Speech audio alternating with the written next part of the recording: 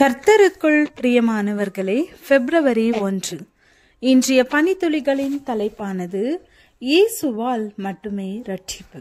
வசனம் அப்போஸ்தலர் 1 அதிகாரம் 31 வசனம். கர்த்தராகிய இயேசுவை விசுவாசி, அப்பொழுது நீயும் உன் வீட்டாரும் ரட்சிக்கப்படுவீர்கள்.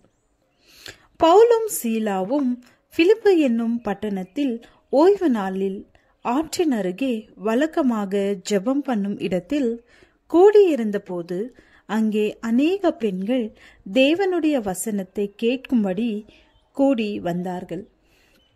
பவுல் சொல்லிய வசனங்களை கேட்கும்படி இரத்தாம்பரம் விற்கிறவளாகிய லிதியாளின் இருதயத்தை திறந்தார். அவளும் வீட்டாரும் இயேசுவை ஏற்றுக்கொண்டு ஞானஸ்தானம் பெற்றார்கள்.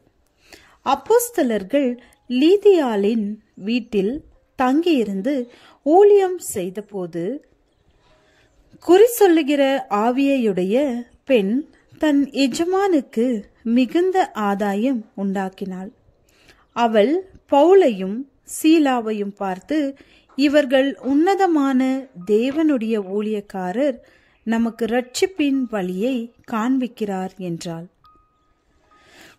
பவுல் சினமடைந்து, இயேசு கிறிஸ்துவின் நாமத்தினாலே புறப்பட்டு போ என்றார்.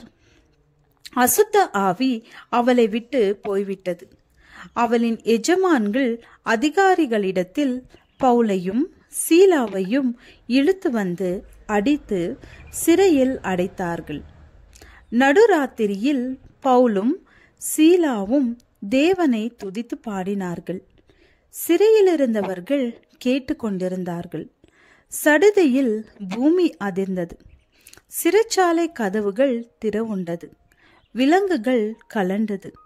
சிறைச்சாலை தலைவன் தன்னை கொலை செய்து கொள்ள போனான். பவுல் சத்தமிட்டு, உனக்கு ஒரு கெடுதியும் செய்து கொள்ளாதே, நாங்கள் இங்கேதானே இருக்கிறோம் என்றான். சிறைச்சாலை தலைவன் அவர்களை வெளியே அழைத்து வந்து பாதத்தில் விழுந்து, ஆண்டவன்மாரே, நான் ரட்சிக்கப்படுவதற்கு என்ன செய்ய வேண்டும் என்று கேட்டான். கர்த்தராகிய இயேசுவை விசுவாசி, அப்பொழுது நீயும் உன் வீட்டாரும் ரட்சிக்கப்படுவீர்கள் என்றான். அவராலே அன்றி வேறொருவராலும் ரட்சிப்பு இல்லை. நாம் ரட்சிக்கப்படும்படிக்கு வானத்தின் கீழெங்கும் மனுஷர்களுக்குள்ளே அவருடைய நாமமே அல்லாமல் வேறொரு நாமம் கட்டளையிடப்படவும் இல்லை என்றான். அப்போஸ்தலர் 4 அதிகாரம் 12 வசனம். கடைசி காலத்திலே வெளிப்பட ஆயத்தமாக்கப்பட்டிருக்கிற ரட்சிப்புக்கு ஏதுவாக விசுவாசத்தை கொண்டு தேவனுடைய பலத்தினாலே காக்கப்பட்டிருக்கிற உங்களுக்கு அந்த சுதந்திரம் பரலோகத்தில் வைக்கப்பட்டிருக்கிறது. ஜெபம். கர்த்தாவே, என் விசுவாசம் ஒளிந்து போகாதபடி காத்து கொள்ளும். ஆமென்.